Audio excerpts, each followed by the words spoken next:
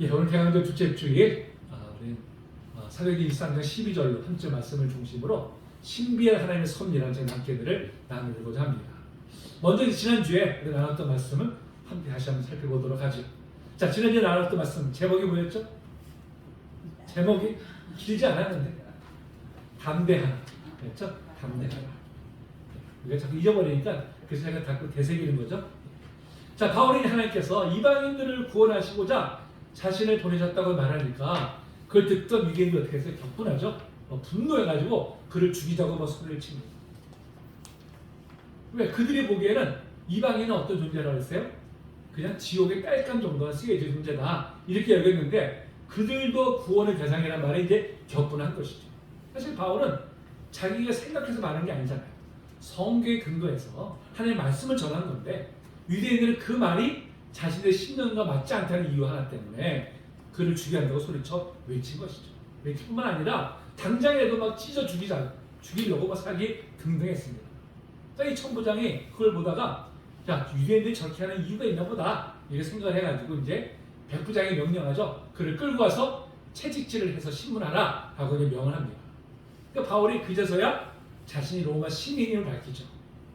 자, 밝힌 이유가 뭐라 그랬습니까? 밝힌 이유가 이 고난을 모면하고자 함이 아니라 채찍 맞다가 자기가 죽어버리면 로마에 가서 복음을 전하지 못하니까 그 사명을 감당하기 위해서 비로소 자신이 로마 시민임을 밝힌 것이죠. 그걸 듣던 백부장이 뭐 놀랍니다. 얼른 천부장이 달려가서 이제 보고를 하죠. 천부장이 놀라서 달려옵니다. 왜? 로마 시민을 법도 정하지 않고 그를 신문을 채찍질하거나 매를 때리면 아주 엄벌에 처하게 되어 있어요. 그만큼 이제 보호를 한 것이죠. 자, 이 천부장이 이제 이 유대인들의 자치기구인 바로 사내들인 공의회에 바로 이제 바울을 세웁니다. 바울은 그 자리에서 대지장인 아나니아로부터 그 입을 치라라는 아주 모욕적인 말까지 이제 듣게 되죠. 근데 바울이 이제 청중을 향해서 내가 부활로 말미암아 내가 이렇게 지금 신문을 받는다 이렇게 말하죠. 그러니까 그 자리에 있던 사두개파와 바리새파가 큰 논쟁이 일어납니다. 이것 때문에 서로 이제 다투기를 하죠. 자칫 두 파가 일어난 분쟁에 의해서 바울이 찢어질까 염려한 천부장이 다시 바울을 영내로 데리고 들어갑니다. 들어간다는 건 뭐예요? 감옥에 갇힌 것이죠. 다시 아무 죄도 없는데 사실 지금 바울도 지금 60이 다 된 나이에 정말 이제 인생의 마지막을 앞두고 있는 그런 나이에서 노쇠할 때 노쇠했죠. 얼마나 지쳤겠습니까? 얼마나 참 힘들었겠어요. 그 과정이. 그래서 지쳐 정말 쓰러져 잠이 들었을 때 바로 주님께서 나타나시잖아요. 그래서 뭐라고 말씀하셨습니까? 담대하라. 네가 반드시 로마에 가서 복음을 전할 것이다. 라고 이제 말씀을 하십니다. 그를 위로하고 이제 격려해 주신 것이죠. 그러니까 바울은 이 고난 중에도 함께 하시는 바로 그 주님의 위로로 인해서 다시금 힘을 얻을 수가 있었습니다. 비단 바울뿐만 얘기했습니까? 우리의 인생길에도 때때로 나 혼자 걷는 느낌이 들 때도 있지만 분명한 것은 뭐예요? 그가 주님 우리와 함께 하신다는 사실이죠. 주님 우리와 영원히 함께하기 위해서 이 땅에 오셨습니다. 세상 끝날까지 함께 하시겠다는 그 약속의 말씀을 굳게 붙들고 위로와 소망을 가지시기 바랍니다. 자, 오늘은 이제 그에 이어지는 이야기죠. 자, 이렇게 바울이 다시 로마 감옥에 갇혀 있게 되었을 때 이 밖에서 분노하던 유대인들이 굳은 맹세를 합니다. 자, 어떤 맹세였을까요? 어떤 맹세? 다시 한번 읽어볼까요? 시작! 날이 새매 유대인들이 당을 지어 맹세하되 바울을 죽이기 전에는 먹지도 아니하고 마시지도 아니하겠다 하고 이같이 동맹한 자가 40여 명이더라. 대제사장들과 장로들에게 가서 말하되 우리가 바울을 죽이기 전에는 아무것도 먹지 않기로 굳게 맹세하였으니 40여 되는 사람들이 당을 지어가지고 내가 바울을 죽이면 정말 아무것도 먹지도 마시지도 않겠다 하고 맹세했어요. 아무것도 먹지 않겠다는 건 뭐예요? 죽음을 각오했다는 것이죠. 죽음을 각오하면서까지도 기필코 바울을 죽이겠다는 것이죠. 지금 바울은 어디 있어요? 로마 군대를 굳게 지키는 로마 이 영내의 감옥 안에 있는 몸입니다. 그러니까 그를 죽이기 위해서 어떻게 돼요? 불가피하게 로마 군병들과 충돌이 일어날 수 있는 일이죠. 그렇게 되면 그 와중에 자신들도 목숨을 잃을 수 있습니다. 그런데 그것까지도 기꺼이 감수하면서 바울을 반드시 죽이겠다는 거예요. 자, 이를 보면서 우리가 하나 느끼는 것이 뭡니까? 자, 비록 바울이 지금 로마 감옥에 군대 감옥에 갇혀 있는 처지예요. 고달프잖아요. 그런데 아이러니하게도 그 누구도 손끝 하나 그를 다치게 할 수 없는 바로 보호 속에 있다는 것입니다. 아무 죄가 없어 감옥에 갇혀 있는 그 자체는 너무나 억울하고 고달픈 일인 것은 분명하죠. 신체가 구속되어서 마음껏 활발할 수 없는 있는 그 자유를 박탈당한다는 게 얼마나 사실 고통스러운 일이겠어요. 그러나 밖에는 바울을 죽이기 전까지는 아무것도 먹지 않겠다고 그렇게 길길 뛰고 있는 그런 유대인들이 치를 치고 있는 상황에서 감옥 안에 있는 것이 뭐예요? 가장 큰 보호책이었던 것입니다. 만약에 바울이 그날 밤에 어느 가정집에서 머물러서 잠을 잤다고 한다면 어떻게 됐을까요? 유대인들이 몰래 들어와가지고 아마 바울을 죽였을 거예요. 그렇지 않겠습니까? 그렇게 되었다면 로마에 가서 복음을 전하는 사명도 감당치 못했을 것입니다. 그렇기 때문에 비록 로마 감옥에 갇혀 있는 게 되었지만 이것보다 바울을 더 확실하게 보호할 수 있는 다른 방책이 없었을 것임을 우리가 보면서 이것조차도 하나님의 역사 안에 있구나, 하나님 뜻 가운데 있구나 라는 것을 우리가 알게 됩니다. 자, 이걸 보면 하나님이 하신 일이 얼마나 놀라운지 몰라요. 사실 우리는 바울이 계속해서 그 고난당하는 상황을 보면서 왜 바울이 복음을 전하는 사명을 감당함에도 이렇게 고난이 끝이 없을까 우리가 이제 생각할 수 있습니다. 아니, 하나님 일을 하면 하나님께서 그의 안전을 지켜주셔야 되는데 왜 이렇게 하실까? 그렇게 생각할 수도 있죠. 그러나 여러분, 하나님이 하시는 일은 참 신비스러워서요, 우리가 다 이해할 수가 없습니다. 그 깊이와 넓이와 높이가 측량할 수조차 없기 때문에 우리가 어떻게 다 이해할 수 있겠어요? 이처럼 하나님이 하시는 일을 우리가 도저히 다 이해할 수 없음을 성경은 이렇게 말씀하고 있죠. 자, 이사야서 55장 8절 9절입니다. 시작. 이는 내 생각이 너희의 생각과 다르며 내 길은 너희의 길과 다르니라. 여호와의 말씀이니라. 이는 하늘이 땅보다 높은 것이 내 길은 너희의 길보다 높으며 내 생각은 너희 생각보다 높음이니라. 아멘. 그렇죠? 그렇기 때문에 때로는 정말 내가 이해할 수 없는 길로 나를 인도하신다 라고 생각할 때에도 나를 돌아보지 않는다고 원망하거나 낙심할 것이 아니라 그때도 우리는 어떻게 해야 돼요? 하나님을 온전히 신뢰해야 됩니다. 사실 하나님이 하신 일을 우리가 다 이해할 수 있다면 그분이 어떻게 하나님이겠어요? 그렇지 않습니까? 자, 그러나 분명한 것은 뭐예요? 하나님은 선하시죠.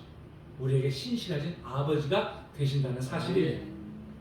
만약에 아버지가 자식을 방치하거나 나쁜 길로 인도한다면 그가 어찌 아버지 자기 있겠어요?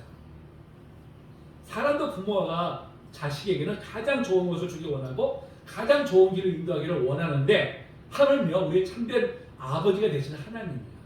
어떠하시겠습니까? 하나님 우리에게 가장 좋은 것을 주기를 원하시는 분이시죠. 그래서 이 찬양이 많이들 불러지더라고요. 가장 좋은 것을 주시는 하나님이라는 찬양입니다. 내가 할 수 없는 길로, 내가 갈 수 없는 길로, 가장 좋은 길로 날 인도하시네. 내가 할 수 없는 일도 나의 주가 이루시네.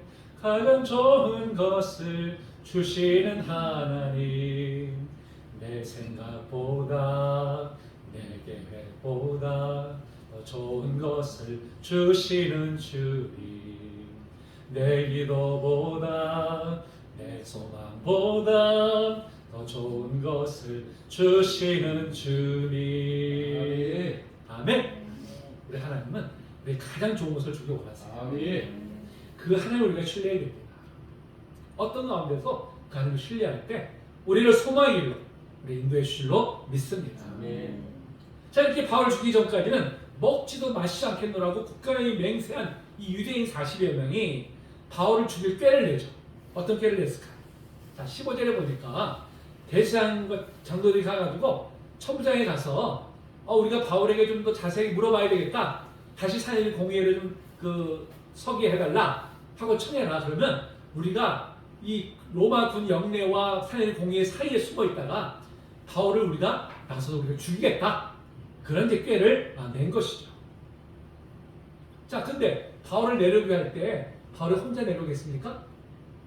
아니죠. 그를 보호하려고 하는 유대 군병들의 로마 군사들의 둘러싸여가지고 내려올 것은 불문가지 일입니다. 그러니까 자칫 바울을 죽이려다가 로마 군병들과 무력 다툼이 일어날 수도 있고요. 그 와중에 자신들이 모순을 이룰 수도 있어요. 그럼에도 자신들은 무슨 수를 써서라도 이 바울을 죽이고야 말겠다고 아주 서슬이 펄었습니다. 자, 왜 이들이 이렇게까지 바울을 죽이려고 하는 것일까요? 무엇 때문에? 심지어 자기 목숨까지 아끼지 않고 그를 죽이는 일에 앞장선다고 하는 것일까요? 뭐 집안의 원수입니까? 아니잖아요. 그들 입장에서는 뭐예요? 바울은 하나님의 성전을 모독하고 율법을 폐기하려고 하는 배반자예요. 그 때문에 바울을 의당 처단해야 마땅한 자다. 그렇게 이제 여겼던 것이죠. 근데 여러분, 그렇다고 해서 사람의 목숨까지 빼앗으려고 하는 일은 누구나 품는 생각은 아닙니다. 이 자신의 신념이 지나치게 강한 사람들이 이렇게 생각하고 또 행동에 옮기기도 하는 것이죠. 사실 이들이 바울에 대해서 이렇게 확신하는 과정 속에서 그들은 단 한 번도 바울의 진심에 대해서 귀 기울여 들어본 적이 없었어요. 자신들이 들어온 소문이 정말 이게 진실인지 아닌지 확인해 보려고 하지도 않았습니다. 그냥 오직 들려온 소문만 가지고 이렇게 판단하고 심지어 생명을 빼앗으려까지 한 것이죠. 참 이를 볼 때 이 거짓된 신념만큼 무서운 것이 사실 없어요.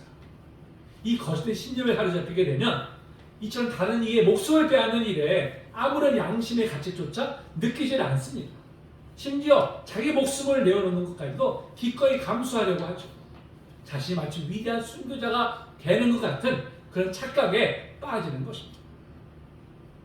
참 이를 볼 때 그들은 하나님보다도 자기 신념을 더욱 숭상하는 그런 사람들이죠. 또 하나의 우상 숭배자였던 것입니다. 우상 숭배라는 것이 어떤 형상을 만들어 놓고 거기에 절해야만이 우상 숭배가 아닙니다. 하나님보다도 더 우선하는 것이 있다면 그게 곧 우상 숭배예요. 하나님의 말씀보다도 내 신념을 더 우선한다면 내 신념이 우상 숭배인 것입니다. 여러분, 사람의 목숨은 그가 누구든지 귀한 법이죠. 빈부나 신분에 따라서 사람의 목숨값이 달라지지 않습니다. 그 어떤 사람의 생명도 귀하지 않은 생명은 없습니다. 아멘. 그렇기에 자신의 목숨을 귀하게 여긴다면 타인의 목숨도 귀하게 여겨야 되죠. 주님 뭐라고 말씀하셨습니까? 천하보다도 귀한 것이 한 사람의 생명이라고 말씀하셨어요. 마가복음 8장 36절이죠. 시작. 사람만이 온 천하를 얻고도 자기 목숨을 잃으면 무엇이 유익하리요? 그 때문에 주님을 따르는 우리는 그 어떤 것보다도 한 사람의 생명을 귀하게 여길 줄 알아야 됩니다. 예. 자기 신념에 어긋난다고 누군가의 생명을 하찮게 여기는 것은 그건 결코 하나님의 뜻이 아니죠. 나와 다른 견해를 가진 사람도 그 생명은 귀한 법입니다. 누구나 타인의 생명을 우리가 존중해야 되죠. 자, 그렇다면 과연 주님을 따르는 우리들은 타인의 생명을 귀하게 여기고 있을까요? 혹 나의 신념이나 감정을 앞세워가지고 타인의 생명을 경홀히 여기고 있지는 않은지를 돌아봐야 됩니다. 여러분, 타인의 목숨을 뺏는 것은 비단 살인 행위만이 아니에요. 우리의 말로도 얼마든지 할 수 있습니다. 혹 우리의 말이 누군가의 가슴에 빗을 꽂고 평생에 지울 수 없는 그런 무거운 짐을 지었다면 그 사람의 인격을 죽인 것과 다를 바 없는 것이죠. 내 생각에서 나온 말이 누군가의 가슴에 평생 새겨져가지고 큰 고통을 줄 수도 있습니다. 살아도 사람 같지 않은 그런 지옥으로 몰아가게 할 수 있다는 것도 우리가 알아야 되는 것이죠. 여러분, 내 생명이 귀한 것처럼 누군가의 생명도 귀한 법이죠. 내 가족이 귀한 것처럼 누군가의 가족도 귀한 법입니다. 내 생각이 존중받아야 하는 것처럼 다른 이의 생각도 마찬가지로 존중받아야 됩니다. 이 땅의 모든 생명은 존중받아야 할 만한 가치를 다 지니고 있어요. 왜? 하나님의 형상대로 지으심을 받았기 때문이죠. 모든 사람의 생명을 존귀하게 여기는 것이 바로 하나님의 뜻을 이루는 일이 되는 줄로 믿습니다. 자, 그렇다면 이 강력한 유대인들이 바울을 죽이러 모함할 때 과연 그들의 계획대로 되었을까요? 심지어 보니까 뭐라고 합니까? 바울의 생질이 그들이 매복하여 있다함을 듣고 와서 영내에 들어가 바울에게 알린지라 그랬어요. 자, 이 본문은 성경에서 바울의 친족이 등장하는 유일한 구절입니다. 자, 여기 생지라고 되어 있는데요. 원래 뜻을 보면 바울의 누이의 아들이라는 뜻입니다. 누이의 아들. 누님의 아들인지 여동생의 아들인지 모르겠지만 어쨌든 이제 누이의 아들로서 바울의 외조카죠. 외조카. 자, 근데 이 길에 내복하고 숨어 있다가 바울을 암살하려고 했던 암살자의 음모가 바울의 조카에게 알려진 거예요. 바울의 조카는 어떻게 했어요? 곧 로마군 요새에 갇혀 있던 외삼촌 바울을 면회해가지고 그 사실을 전해줍니다. 참 놀랍게도 그들의 계획이 조카에게 알려진 것. 참 놀랍지 않습니까? 사실 누군가를 암살하려는 음모는 어떻게 해야 돼요? 소수만 알아요. 소수만 서로 비밀을 지키기 위해서 음모가 발각되면 안 되니까 소수만 알게 되었습니다. 그런데 어떻게 이 소문이 바울의 조카에까지 어떻게 이게 들려지게 되었을까? 그런데 성경은 이 조카에게 이 사실을 알려진 경로에 대해서는 전혀 설명하고 있지 않아요. 근데 우리가 분명한 것은 무엇입니까? 이것 또한 하나님의 놀라운 신비스러운 섭리 아래 바로 이제 있다는 것입니다. 하나님께서 하셨다는 것이죠. 그 외에 달리 설명할 필요 없는 거 아니겠습니까? 자, 이 소식을 들은 바울이 백부장을 불러가지고 자신의 조카를 청부장에 데려가주길 요청합니다. 그러니까 백부장이 이제 바울의 청을 흔쾌히 받아들여서 조카를 청부장으로 데려가 주죠.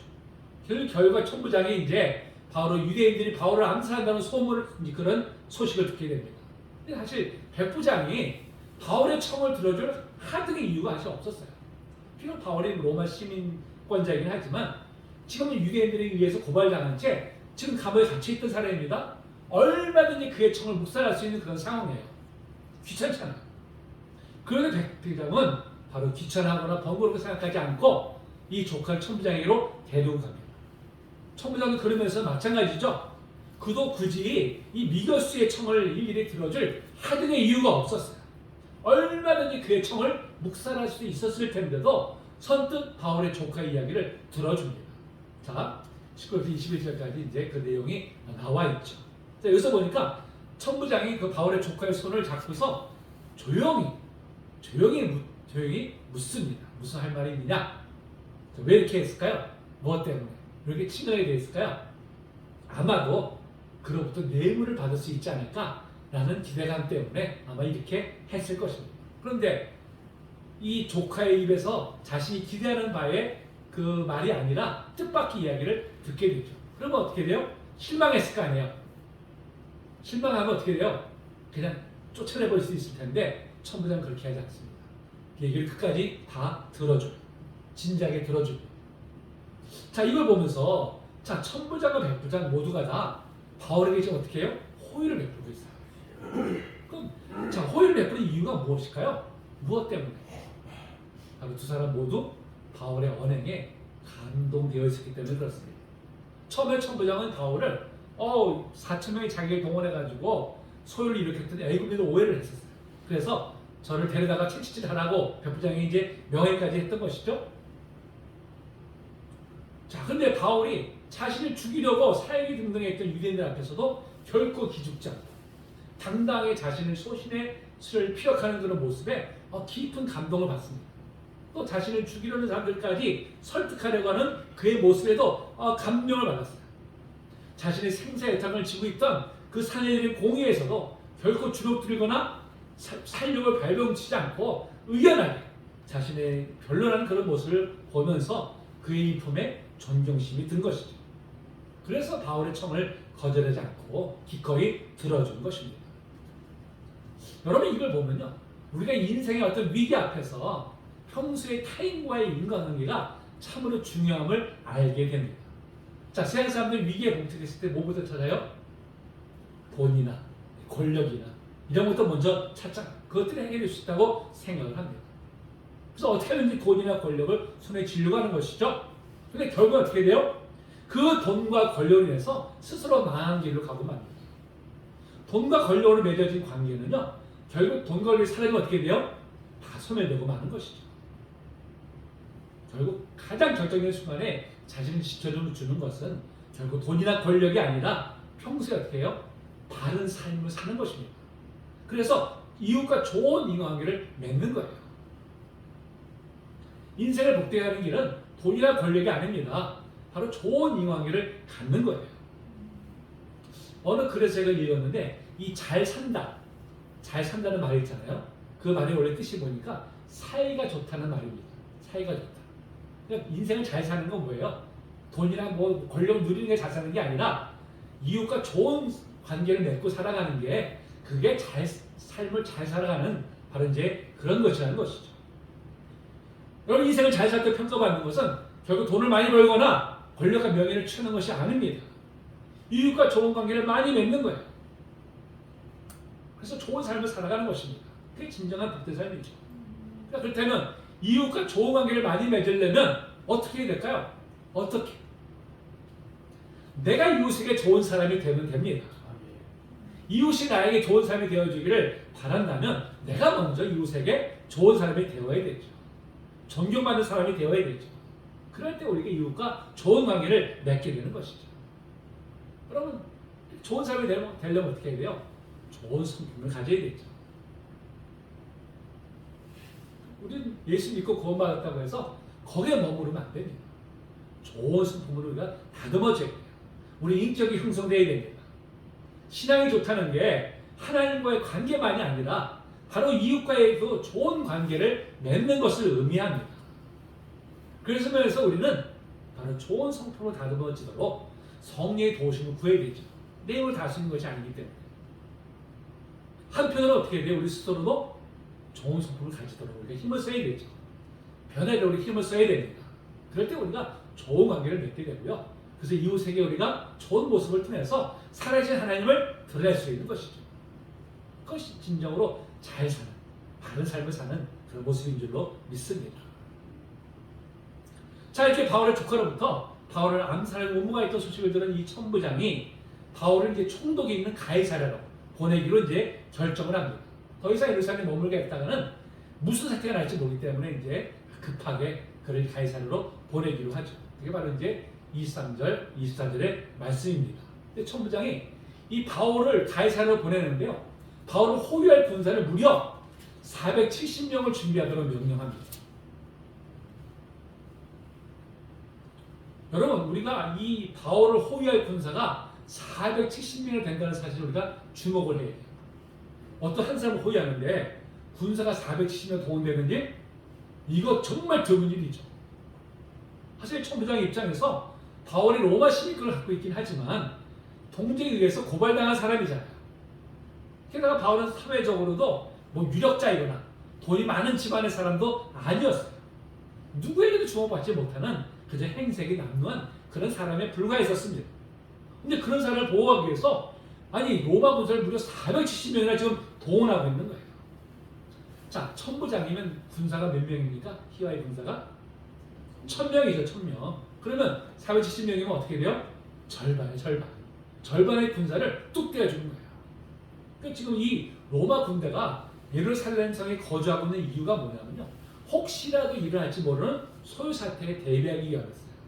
당시 유대인들이 워낙 격정적이다 보니까 툭하면 소요사태가 일어났었기 때문에 그래서 로마 군대가 이제 예루살렘 성에 거주하고 있었던 것입니다. 근데 만약 거기서 반이나 뚝 뗐다가 바울을 호위한다고 보냈다가 만약에 그 안에 소요사태가 일어나면 나중에 그 책임을 누가 져야 돼요? 천부장이 다 져야 돼요. 혹시라도 급격한 사태가 나면요 자기 목숨을 잃을 수 있는 그런 상황입니다.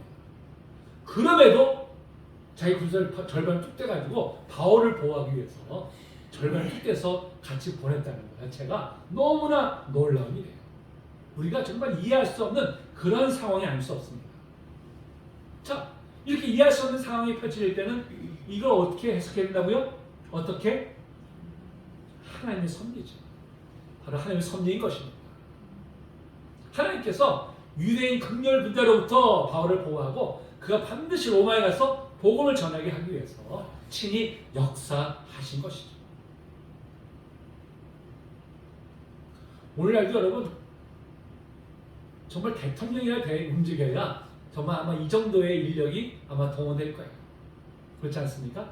누가 국무총리라고 해서 경찰 몇 명 정도가 같이 이렇게 호위하는 정도지 이렇게 어마한 500명 가까운 인력이 동원되는 사례는 사실 없는 것이죠.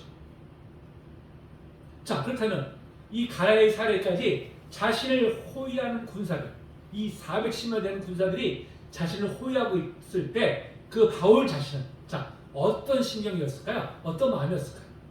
사실 아니 나 하나 때문에 이렇게 많이 군사가 도는데 어안이 벙벙했을 거예요. 그냥 군사 몇 명 호위해서 보낼 수도 있을 텐데도 아니 어떻게 이렇게 많은 군사가 나를 위해서 나를 보호한다고 동원될까? 정말 아마 도저히 이해할 수 없는 그런 상황이었잖아요. 어안이 벙벙했을 것입니다. 그때 바로 바울의 내리에 스치는 장면이 있었어요.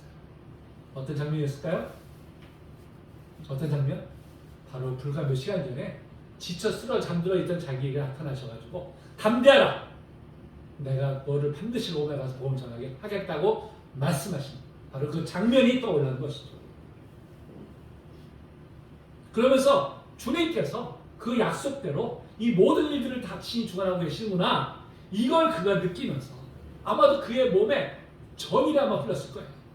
아니 내가 뭐라고 나 하나 뭐라고 주님께서 이렇게까지 하시는가 이렇게 생각할 때 여러분 어떻게 전율이 흐르지 않을 수 있겠어요? 세상에 얼마나 많은 사람이 존재합니까?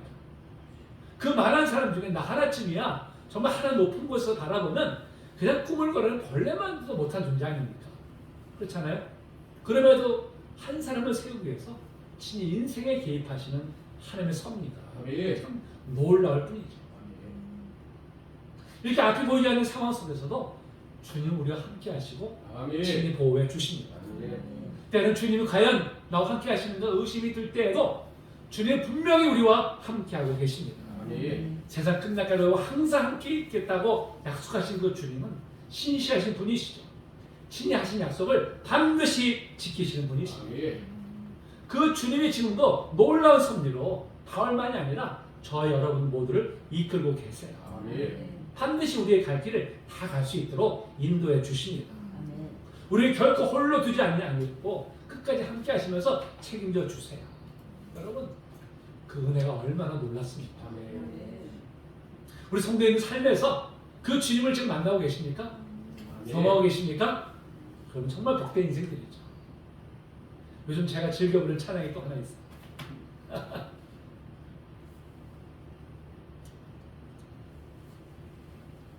근데 혼자 걷지 않을 거야 이런 찬양인데요. 이 찬양이 우리 크리스천들만 부르는 게 아니라 믿지 않는 사람들도 굉장히 많이 부르고 있다고 해요. 그래서 음원 차트에도 이 찬양이 올라 있다고 합니다. 아마 못 들어보신 분들 계실 텐데요. 제가 또 부르겠습니다. 오늘 또 찬양을 여러 부르네. 제가 그대 폭풍 속을 걷고 있을 때 비바람을 마주해야 할 때 불빛조차 보이지 않아도 그대 혼자 걷지 않을 거예요. 두려움 앞에서 하늘을 보아요. 외로운 그대여 걱정 마요. 꿈꾸는 그 길을 또 걷고 걸어요. 그대 혼자 걷지 않을 거예요. 아멘. 들어보셨어요? 처음 들어보시네요? 오늘 오후에 찬양 배울 겁니다. 예. 그렇죠? 여러분 결코 우리가 혼자 걷지 않아요. 우리가 정말 나 혼자 걷는 같은 그런 외로움 속에서도 주님 우리와 함께 하십니다. 아멘. 여러분 410여 되는 로마 군대를 동원해가지고 바울을 보호하신 주님이 바로 우리의 주님이세요. 아멘. 차세상 감옥에 지쳐 쓰러져서 있던 바울에게 나타나셔서 힘주시고 위로하신 주님이 바로 우리의 주님이십니다. 아멘. 바울이 여전히 함께 하시는 주님을 온전히 신뢰하면서 주님만을 바라봄으로 달려갈 길을 다 마칠 수 있었던 거죠. 우리와도 늘 함께 하시는 주님을 우리가 온전히 신뢰하기를 원합니다. 아멘. 환경 바라보지 말고 아멘. 주님만을 바라보기 원합니다. 아멘. 주님 반드시 우리를 보호하시고 인도하셔서 믿음의 여정 끝까지 달리게 하실 줄로 믿습니다. 아멘. 이 천부장이 이제 410일 군사의 호위 속에 바울을 총독에 보낼 때 이제 그 편의 편지를 함께 보낸대요. 그 편지의 내용이 이제 오늘 26절, 30절까지에 기록되어 있어요. 그 내용을 천천히 들여다보니까 자신을 돋보이게 하려고 거짓말도 막 들어있어요. 진실만 적혀있지 않습니다. 철저하게 천부장은 어떤 사람이에요? 철저하게 자기 자신의 유익만을 쫓던 그런 사람이에요.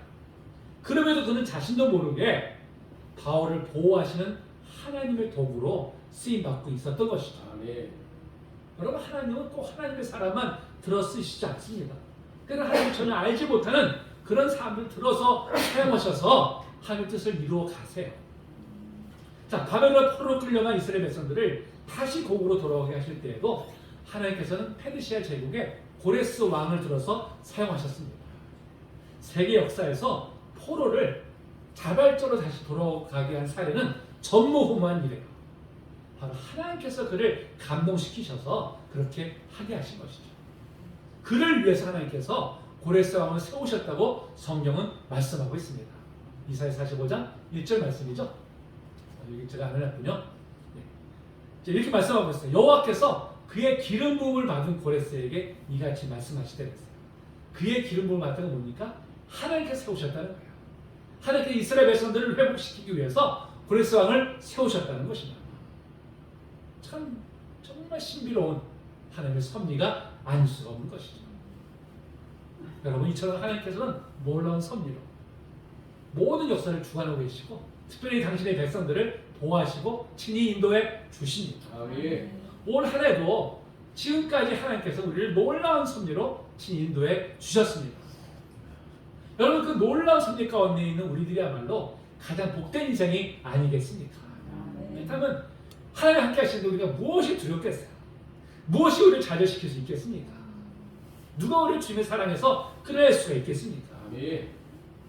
때로는 우리 눈에 보이지 않을지라도 여전히 함께 하시는 보호하시는 주님만을 바라보며 또 주님만을 의지함으로 끝까지 이 믿음의 여정을 달려가는 우리 모두 성도들 되시기를 주님의 이름으로 축복합니다. 아멘. 우리 찬양하시고요. 기도하겠습니다.